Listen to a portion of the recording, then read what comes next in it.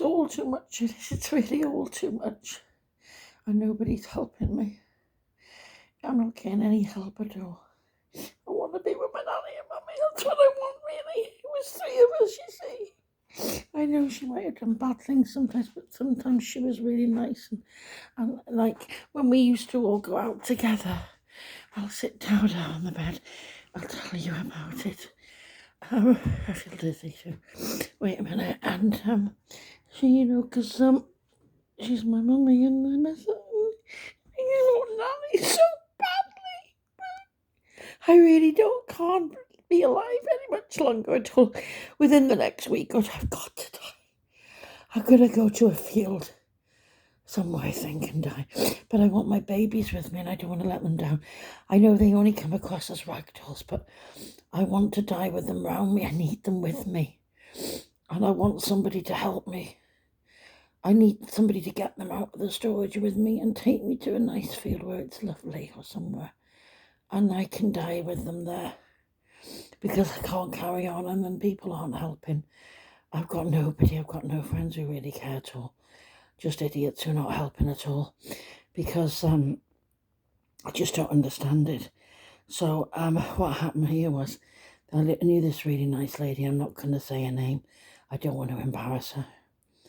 And she met me. She had got this man that she's moved in with. And he, he came over here last week. She promised me we were meant to be going for a meal out. And I was looking forward to that. And they were going to take me out and have a meal out. And I thought I'd make a break. And it didn't happen because he came here. And then he had to go and see the vicar, this Daniel man, okay? Now, he told me before about him that he wasn't speaking to him anymore because the way he treated me. Because he told me when they were away in Switzerland that Daniel was going to take control. Of course, I don't think Daniel knew anything about this, to be fair. And he more or less said that I could move in with them and I was going to be fed and they were going to look after me. And I have to do the work, he keeps saying. And that means to ring them and pester them and tell them that's what I want. And that's how he carries about. Anyway, he came here, told me he got a surprise for me or something. So normally it would either be a box of chocolates, wouldn't it, or a bunch of flowers or something, a little gift or something, wouldn't it, to cheer you up? Well, what he had done was cut out random pictures of people from newspapers. Yes. And then he starts to blue tack them all over the wall and he insists on coming in the bedroom. And I said, well, you can't do that. They won't let you do that. So I said, well, just put it on that wooden door. So he put it on the wooden door. And when the cleaners came in and removed them, she was thinking I'm completely round the twist. And she said, what was going on here? What was going on here and everything. I said, well, it wasn't me. I said, he'd done it. So she was okay then. She said, oh, God. So she said, that didn't make sense. That was weird behaviour, disturbing. And so he thought that was a nice gift for me. It would make me happy because it would make me feel at home to have newspaper cuttings of random people around the room. And so that's what happened. And then he said, and then meant to take me for lunch, but he got me Cocoa Pops and some milk and put them into a plastic cup and wanted to bloody force feed me basically on the bench outside. And I didn't want to have them. And all this is too much strain. I'm under enough stress without this. And I mean, I've only gone along with it because I'm desperate and don't have anyone. And these people like bothering with me. And she's very nice and it's not her fault. But this behaviour is weird. And then he came out with it then. And this has frightened me that they're sex maniacs. He's told me. And basically they're swingers and they have people in there. I think that's how they're making money, he said, because it doesn't work. Basically, they invite people in there to have sex with them. And then he was trying to have a foursome with me and this old man that he knew in his 60s. Oh my God, I mean, what an insult. I mean, it's like sexually abusing a child as far as I'm concerned. I mean, I might be 51 years old, but I'm still a virgin. And I've got very high morals. And I mean, to be raped by some dirty old man, it's disgusting, as if that would happen. I mean, that's terrible, to take advantage of me in my vulnerable state. Luckily, I've got a brain and I certainly wouldn't go along with anything stupid like that. But it made me feel quite sick. And then I said, well, what do you do then every day? What do you do all day? And he let it sit. He said, well, actually, what we do all day is we have continuous sex all day long. And he wasn't joking. And all night long. And he told me, he said, you should be having sex. And then you wouldn't be depressed. And it was this man that he wanted me to have sex with. It's terrible. But this has frightened me, to be honest. And I feel really disgusted and shocked by it. But also he's on about this vicar. He says, oh, we wouldn't go back to that church the way he's treated you. And yet that afternoon, that was after that he decided to have a meeting with him. So that's two-faced, because I don't like people who lie to you to say they're doing one thing but do another thing behind your back. I like the blunt, honest truth. And I come on here and I say it because I admit I am a virgin and I have high standards like that because that's what I'm like, okay? I'll swear, I'll belch. You know what I mean? With everyone. You know what I mean? I'll be like that, that's fine. But I'm certainly not going to lower my standards to having sex with people because that's something beneath me that I couldn't do. But it's just everything, you know what I mean? And I come on here and I tell you I've got life-size rag dolls that mean the world to me. And that I'm pining like hell. And even for her, even though she has abused me and done bad things, because she could be very, very cruel at times. My mother, not my nanny, but my mother. But I still love her because she's my mother at the end of the day. And I miss her like crazy. She used to ring me all the time, like every fucking 10 minutes on the phone. The only people ringing me now are weirdos like that. And I mean, I can do without that. They don't understand. He doesn't have a clue how I'm feeling or what I'm going through. I mean, it's terrible. And then you've got, these are the only type of, I wouldn't put up with it normally, would I? It's just because you're desperate, you put up with people like that. You'd never do it normally.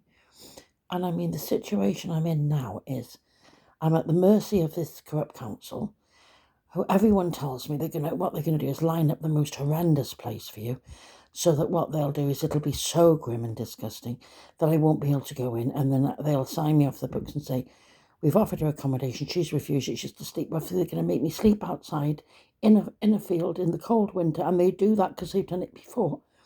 And then the MP gets involved and it goes through all the system again where they dump me in a depressing hotel on my own with nobody caring about me and no support. And I can't take any more of it, to be honest. My heart is broken. I don't feel at all well. Everybody, every single person, all my decent friends are dead. Roz was a lovely, lovely person, the same age as me, and she died of breast cancer when she was 42. And it was heartbreaking, and no one knew because she'd gone thinner, and I thought it was actually lovely. She was in the flats with me in Heswell. And Steph, my best friend, and she took her own life. She took her own life. And, yeah, I know. And then all my family, because I've got no brothers and sisters, a tiny family.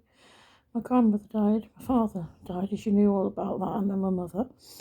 So I've got nobody left. I'm on my own. Everyone's let me down. Nobody cares. I'm just a laughing stock to people. People just think it's funny to poke fun at me. Nobody cares. That's what it's like. And that's what I've become, as a laughing stock for trolls to have a laugh at and everything. And I just wish everyone, that thing I'm saying, I know it's a thing to say, but I just wish everyone couldn't lie and tell the truth. Wouldn't it be wonderful, don't you agree? Because you knew where you are. Because most of it is lies, I'm telling you, everybody. The people that are nice to you and polite and say they care. Like them, they were telling me, like Paul, they're saying, oh, I care about you, we care about you, Lisa, we care about you. They've done nothing positive to help me or care about me at all. I mean, you come here, you say you're giving somebody a surprise. We've got a gift for you. He's got a gift that he's been working on for days, working hard. A real nice surprise, and it turns out to be cuttings from a newspaper. Honestly, I mean, this is what I'm up against, you know what I mean? I haven't got one person, I need a person to care. I need, like, when you see the soaps and things on there, and you've got, like, Corrie and stuff, and how caring they are with each other, and Yaz has got him out of prison, and he's gone back to hers, and everything. And Audrey, the way she was treated, how lovely they are with her. And I'm here and I'm suicidal and I'm really needing some help, but I'm not going to get any. And everyone's just going to let me curl up and fucking die, but I'd be better when I am dead. It'd be wonderful. But it's just getting there. I'm looking at this the whole fucking time. I'm thinking, what type of knife do I fucking need? And I go into Tesco, I'm looking at the knives and I'm going to find out where they are. Because I couldn't find any. But somebody said like Wilko's or a bigger place has. I'm not going to buy it yet. Because I'm going to buy it the day I do it. And I've got to know where I'm doing it and when I'm doing it. It'll be in a field somewhere where no one can find me. But I've got to find that field. So that's what I'm working on now. And it'll be within the next fortnight, I think. I won't be able to go any further than that. Because nothing is going right for me. They promised me the miracles on TikTok, but they haven't worked. And all these people praying for me, so there's nothing there because it hasn't worked. So prayer isn't real because there can't be a God, there can't be anything like that because I wouldn't be suffering this much. He wouldn't be that cruel. Because they say God only gives you as much as you can take. Well, I can't take this. I can't take being left in severe poverty as an orphan with nobody caring about me, being too ill to work, in such pain with his fucking hip and everything. And, okay, the physical condition I could deal with if I had my own home and enough money to feed myself, but I don't while I'm on benefits. And they're going to put me in the worst slum dwelling that will make me hang myself or do worse in there. So, because they've said that, everyone said it's going to be horrendous what they give you. And I said, I do know, I have seen the place before. They showed me a place, they took me to it, where a woman had died with about 1 million cats. And the stench made me so ill that the taxi driver had to really calm me down. He said it was a notorious area when he took me there to somewhere in Ellesmere Port. It was terrible. I don't know where it was, but it was awful. I don't want to talk about it now because it made me very suicidal. Anyway, the problem is it's a suicide thing. Trying to kill yourself isn't easy, I'm telling you. And I really want to do it. I really, really do want to do it. I'm 100% on that because I've thought of everything and I can't survive. If I had the home, if I'd been left with a home or property, then I could have survived. You know what I mean? I could have survived it. But because they're going to sling me in a slum dwelling with ASBO neighbours, I'm not going to be able to survive that, I'm telling you. And that's all they give you. They said the council will be the most horrific place. Of people like those heroin addicts you see laying on the streets outside all the time in Chester who are fighting and mugging people. It's not funny. So, I mean, I can't be with people like that. It's scary. I can't take any more of this. I just want to be euthanized. And in this country, it's not going to happen. And I'm frightened when I slip my wrist, it doesn't work. Say it doesn't bloody work and I only bleed so much and I'm still alive. I mean, that's going to be terrible. And stitch me, I suppose, and bandage it up. And what do I do then? Because this is my only way of doing it, is the wrist slitting, because I don't know what else to do. I'm not taking tablets because, as he said, you're a big person, you're robust, your body will vomit it all up and you'll end up on a stomach pump, or you could have liver or kidney damage. That's what he said, on dialysis, and that's horrible. So he said, don't do that. And he was a clever man because he was a student doctor. I think he was Spanish or French. He was lovely, a nice looking man. And this was in Manchester a few years ago on a bench. And I was breaking my heart then, worried about my future because I'd become homeless, you know, and everything. And I hadn't speaking to her at the time again because I was angry because she didn't seem to care and I felt let down by her and all this, you know what I mean? Because this has been going on some time now, as you well know, you know. But out of everything, being homeless is the worst thing that can happen to anybody. I can tell you that now, honestly. Because I've had some really bad physical illnesses, do you know what I mean? Like when I was 10, I had that mystery virus where I was off school for a whole year, but we don't know what happened there. We don't know because the doctor said it's as if I'd been poisoned, so we don't know because then it suddenly stopped and I was fine. And then I had this ME at 16, and that was the thing going about. It started with like tonsillitis glandular fever, and I didn't get better. That's how it started. Melty McCutcheon had it, if you hear. Lots of different people had it. I don't know whether she's got over hers entirely, but with some people it goes, and some people it stays. It stayed with me. And so what it makes you feel like when you got flu, that's how you feel all the time. I'm exhausted the entire time. I'm never not tired. And that's how I feel the whole time. It just makes you very sleepy and tired all the time, basically. But you don't lose your appetite. You don't feel ill in that respect. You know what I mean? You're just very tired and sleepy. That's all it does. But it also makes you susceptible to getting colds dead easily.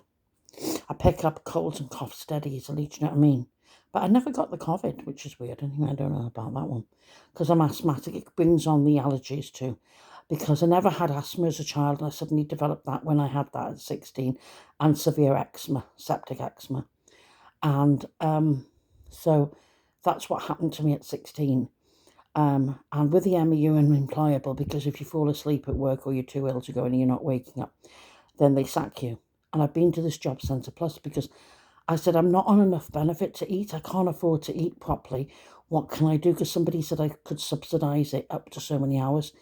And they said, no, because you'll get sacked. It's no good, because they take the money, they deduct everything you earn from your benefits, and it'll be slashed, and it'll be hard to get it back. And I said, but I can't go on like this. And then they've explained to me that it won't help. But I've got severe arthritis of the hip as well. But I've only had that for about over 4 years, about a year and a bit before I was homeless. But so I think with that can be fixed with an operation. You get hip replacement and then you're fine, you know what I mean? But I'm not going to get one of those, because with the National Health, they said you have to wait till you're 65, basically, and you're overweight, and any excuse. I'm not even on a list for that. I'm not really bothered, to be honest. I'm just in agony and I find it hard to walk. It's like walking on a broken leg, you know. You can hardly walk, but you manage, you know, you get used to it. That's not the problem. But the problem is I need money desperately, and I'm wanting to work. I'm not like these heroin addicts on the street. I mean, I've asked them, aren't you suicidal? Aren't you worried and upset? And they're not. They're just laughing. They're drunk, completely pissed all the time, high on heroin, and they just think life's a laugh. To lay down outside and want to sleep outside in the gutter and to be begging. They don't have any pride or any self-respect at all, because they don't. I could never do that if I was starving. I try and eat from a bin when no one was looking, or I'd eat something off a tree. That's how bad it would be for me. I'd eat leaves, because I'm eating these blueberries now. Because the thing is, I hope the blueberries, anyway, I don't want to be sick, don't I now? Because I can't afford them, you know, like proper blueberries, so I'm eating those. So, you know, I'd be like that, like a giraffe munching on the trees, because I could never bring myself to that level that they're at, to beg and things, because they don't care. And they're healthy people that run fast. And they've just thrown their lives away to alcohol and drugs. And they are sponging off the state. But people like me are not. And I'm labelled like that because I'm homeless too. And all the disabled people in wheelchairs and sick people who are really ill have been labelled like they're sponging. And we're not sponging. I am very ill. I want to work, I do. I don't want this benefit. I want a job. I don't want to be paid the pittance they give me. I want a proper job with proper money. But they say I'm unemployable. I've tried going in to see a different person. This is you again. They're not very helpful or friendly. They said, we can't give you a job. And they sent me away. So I'm going to try another one. And that was when a woman took me into Chester the other week. And I tried again when I had another chance of going in. So I don't know, because people have been very nice around here. Like if they're staying here and they can see I'm so distressed and I can't get anywhere, I'm stranded. And they give me lifts to different places. I went to Runcorn the other day and that was okay. Well, she did some business. And then when she finished, she said she was bringing me back. And she told me where she'd meet me in the car park, the Asda car park. And I just wandered around. I just limped across to the main shop city, it's called. And there was a Wilco's and a Costa and things. And I just stayed around there for a bit. And then we went back. So I'll do anything to get out of here, because it's driving me insane. But I mean, the thing is, I want a job more than anything. And if there's anyone out there who will employ me, who will do something for me, I'd be grateful. I can speak okay. I could answer phones. I can't say I'm computer literate, because I'm not. I am pretty shit with that, I'm sorry. But I'm pretty good at answering telephones and writing down the correct appointments for things. Like, you know, a beautician or a hairdresser or somewhere where the clientele are older or something, and it's run by somebody who wants somebody. I can talk properly, as you can hear, and clearly. So I could take their appointments down and write them in the book very clearly and make sure it was correct. A job like that would suit me, where I'm sitting down. I don't see how I could get sacked from that. because that wouldn't be too much. I could stay awake and do that for so many hours. I need somebody to help me. I'm trying to find work. I don't want to be on benefits. I find it humiliating and degrading. To be honest, I'm not a stupid person. And if I hadn't had this Emmy, I would be in full-time work and I wouldn't be homeless. That's the point. I wouldn't be, because I'd have got a job. This is my point. Do you know what I mean? I'd have got a job. I mean, in a library, you're right, but you've got to put the things on the shelf. If I was just behind the desk, that'd be okay, sitting down. See, because of the hip and the movement, now that's the bloody problem. And I'm exhausted all the time. I get dizzy spells. So I really need to be sitting somewhere comfy. And then I could do it, but computers I'm not that good with. So something where you're not doing the computers, where you're just speaking to people coming in or something. Something like that would be great. Like a receptionist, I could do that, couldn't I? You know what I mean? And I'm quite chatty with people, so I always talk to people. People always chat to me. Like on buses, I'll break a conversation with anyone. So I mean, the thing is, I really need a chance, and I need a break, and I need somebody to get me out of this rut. That would save my life. But because I don't think anyone's going to, the only way out for me is to kill myself. I don't have an option. I'm really not a stupid person. And I've really thought about it long and hard. I really honestly have of every possibility. And I can't bear this, not being able to eat properly. I want to be able to go into Marks and get the proper food like I can normally do. Get a chicken, stuff it, get the mashed potato, get everything, put it in the oven, have a proper dinner, have my trout fillets all the time, and things like that, quality food that I'm used to, like my life used to be. And you know what I mean? Now you can't even buy a new t-shirt. I'm going around like fucking Cinderella, absolutely minging I am. It's terrible. But I don't know what to do because I've got no new clothes. I've got no money. I've got nothing to do it with. I can hardly put food in my mouth. It's that bad. And so when somebody promises they're taking you out for a meal and you think they're taking you, has been promising for a fortnight, you look forward to it, to find out you're getting Cocoa Pops given you in the hand. And he thinks I should be grateful for that. And he told me tonight, it really upset me that he thought that I was ungrateful not to be grateful for that because that was a good lunch. I thought,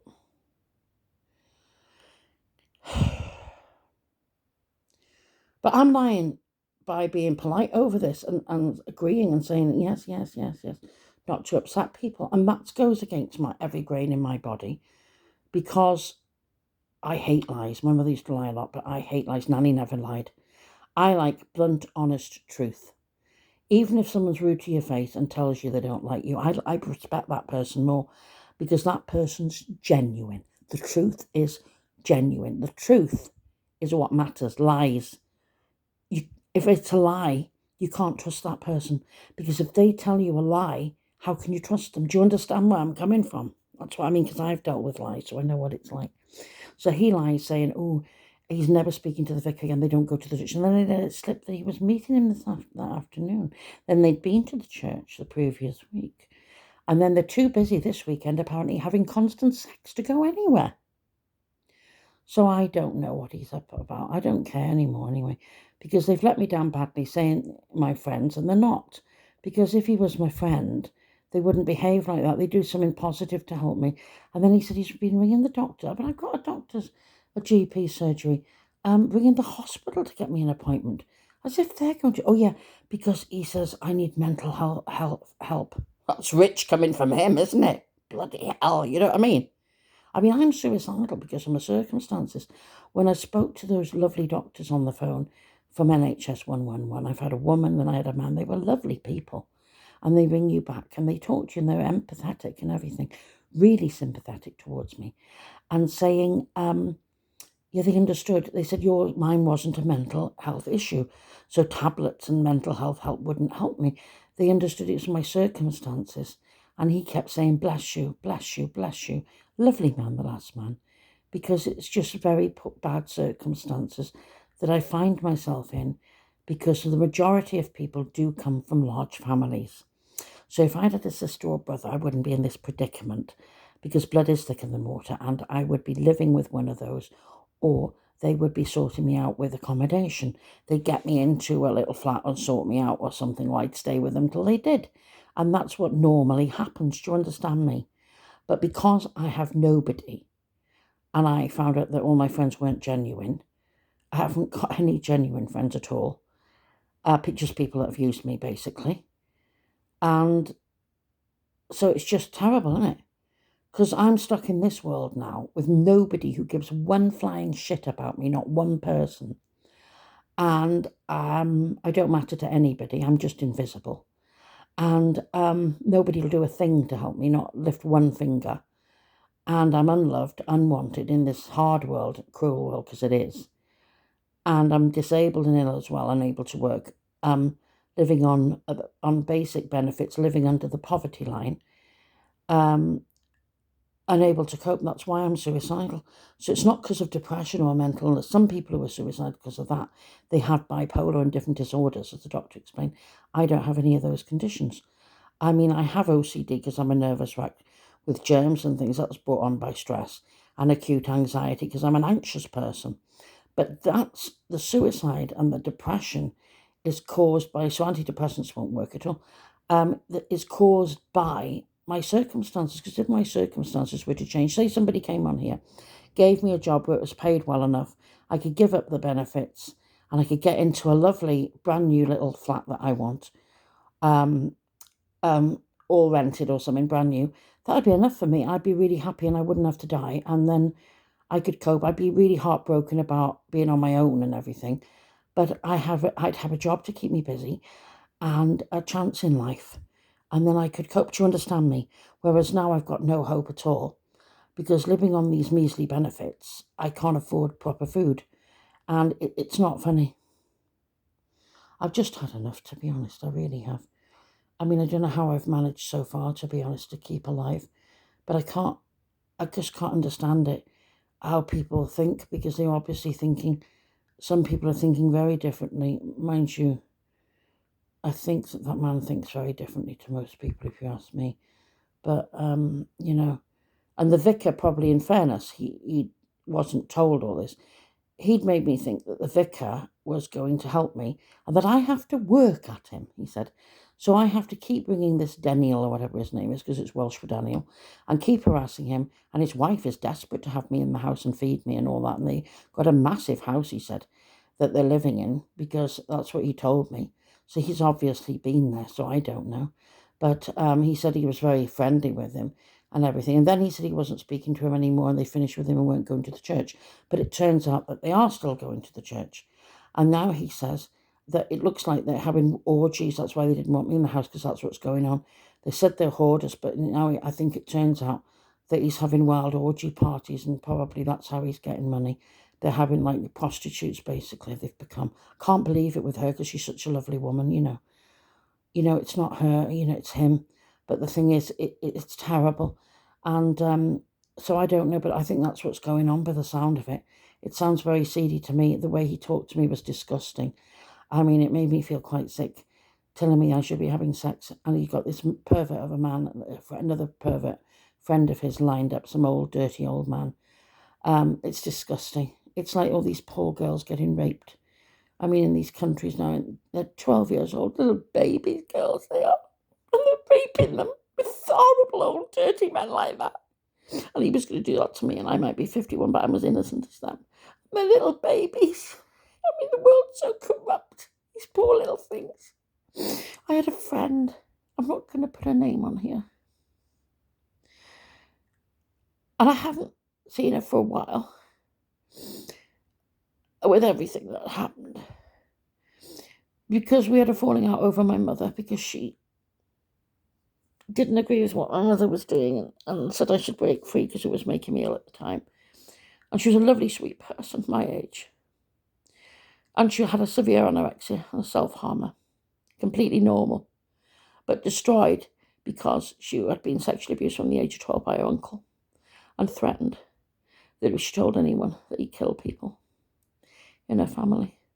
And then when he died, she came out and told them all. And that's what happened to her. But it's destroyed her for life.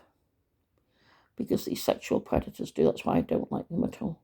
I really don't. Paedophiles and rapists, they're the worst, lowest form of life, as far as I'm concerned. It's disgusting. Sexual deviants, perverts, I don't like them. There's something wrong with somebody who wants to have constant sex, that's all I'm saying. It's disgusting. Anyway, the thing is, it's awful. And I'm just thinking of that because I've seen it on the TV before. And I'm just feeling so, when I think about those poor little girls being raped, it's not fair. Poor little things. They've been ruined for life now, traumatised. I mean, children who've been sexually abused.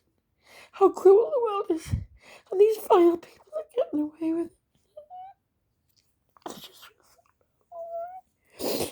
And, you know, you could do with some decent people, couldn't you? More decent people we need in the world that care, because I'm sensitive and I do care. And things really affect me deeply. And I'll say it as it is, I'll be honest, because I come across and say things as they are. And I just feel so low, and the council have been really cruel to me too, messing me around all the time. Really messing me around. I don't even want to talk about them anymore because it makes me too ill to talk about them. I haven't got time to talk about them. I just don't want to because it's making me ill. The whole thing's making me ill. That's why the sooner I die, the better it's over. Because when you're asleep, it's amazing, isn't it?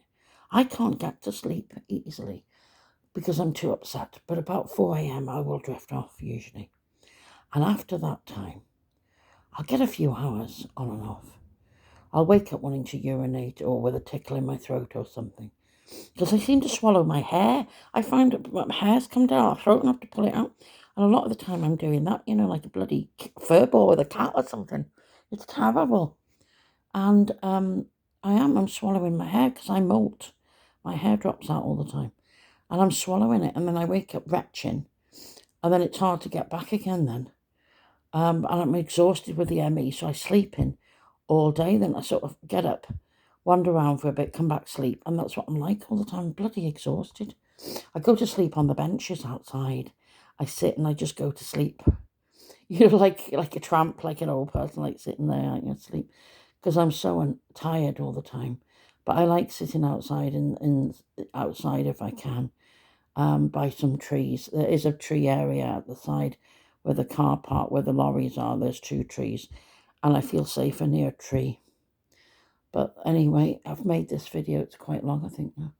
I don't know how long it is. Does it really matter anyway? But please watch it. Please help if you can. My email, listen to this now in case you pinkbabybutton6@gmail.com. Pink the colour, baby, button like on a coat or dress, the number 6@gmail.com. Please, if you can, you do have a agency or anything which could give me a job, please let me know.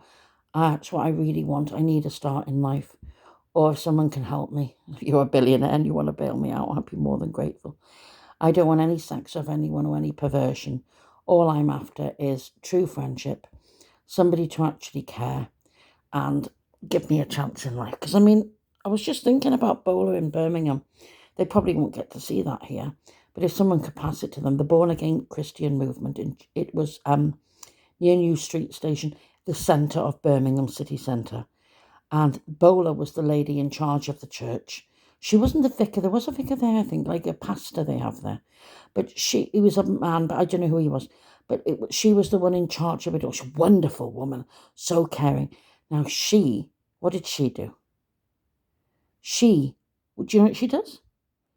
They go out to people. They give them food in their homes. They chat to them. They give them money if they need money.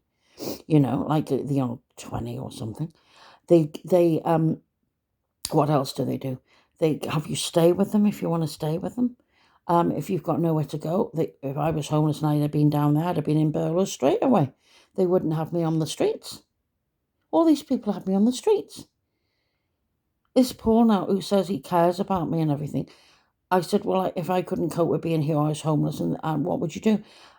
They wouldn't have me staying there because they say they're full of the hoarders, even though it's a house, not a flat.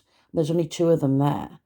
It's apparently full of the hoarding, because I think what's happened is they don't want me there. They're too scared because they've got sex going on there all the time. They're having orgies, wild orgies, and because he said about working, getting money. I said, well, you don't go to job or anything. Oh, we have our ways or something and means. So I think what they're doing that adds up. He's a sex maniac, basically. They're having sex there and they're having people in prostituting, they are. and they don't want me to see that, but they'd leave me on the street. They wouldn't actually have me in their premises. Whereas people like that in that church would have you in their home because they're proper Christian. That's what Christian should be. Now, I'm sure there's quite a few of them all over the country like that. But near Chester, unfortunately, there doesn't seem to be anything like that. But if there is, please contact me. If there is somebody decent, because I don't want to stay here. Like a lady, I'd rather come into your home and get you to help me get into a flat. I don't want to be on my own. Just give me cooked dinners and bring me into your home, that's all. Because I'm like a child that's like, I feel like a bloody stray cat, that's what I feel like. And I am no trouble, all I want is a bedroom of my own. And a bathroom of my own, that's all. Like like an ensuite or something in your room, if you've got a big enough house, that's all I need. And then just to feed me and stuff, and I won't be any problem to you. You know, if you're on work in the day, I'll just sleep most of the time anyway, so I wouldn't be a problem. And if there was a bus route nearby, just go out and come back and I wouldn't be a problem. So that would do, and then you could help me get into a flat or something, that would be ideal. Something like that would be good, but I don't think anyone's going to help, and because the world's gone corrupt now, so I think the best thing for me to do is end it all very soon.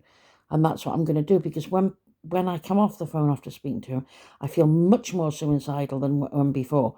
Because what was I doing before, watching Coronation Street? Nothing, and that upset me. I just felt sad, and I've been crying all day because I'm constantly crying and unhappy. But after coming off the phone with him, I feel quite frustrated and very suicidal.